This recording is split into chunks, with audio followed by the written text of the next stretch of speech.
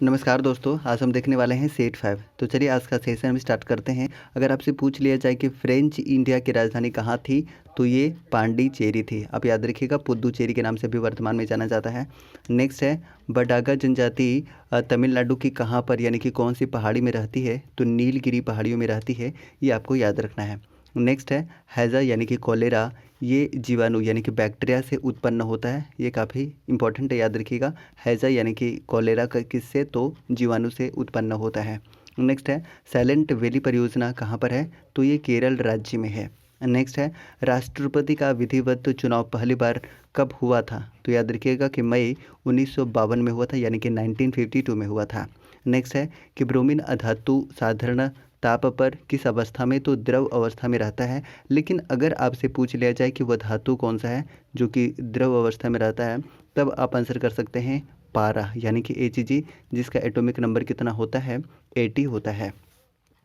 Next है कि तारे का रंग उसके ताप का सूचक है, उसके ताप का सूचक है, ये आपको याद रखना है। नेक्स्ट है कि सूर्य से पृथ्वी तक गर्मी विकिरण विधि द्वारा पहुंचता है।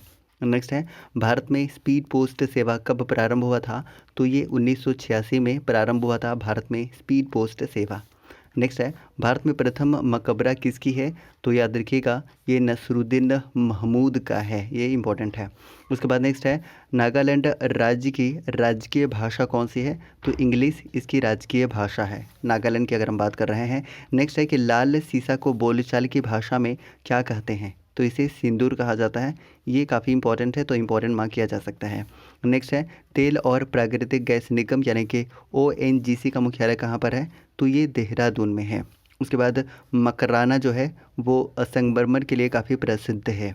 उसके बाद भारत को ओलंपिक में सबसे पहला स्वर्ण पदक कहाँ मिला था, तो ये एम्स्टर्डम में मिला था। ये 1928 में आयोजित किया गया था और जयपाल सिंह मुंडा उसके कैप्टन थे, ये आपको याद रखना है।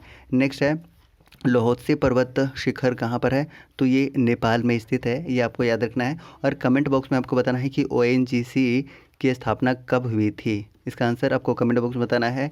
आज का सेशन हमने इंड कर लिया है। अगर आपको सेशन पसंद आया तो प्लीज़ लाइक कीजिएगा, नए हैं तो सब्सक्राइब करके बेल आइकन को प्रेस कीजिएगा। जय हिंद।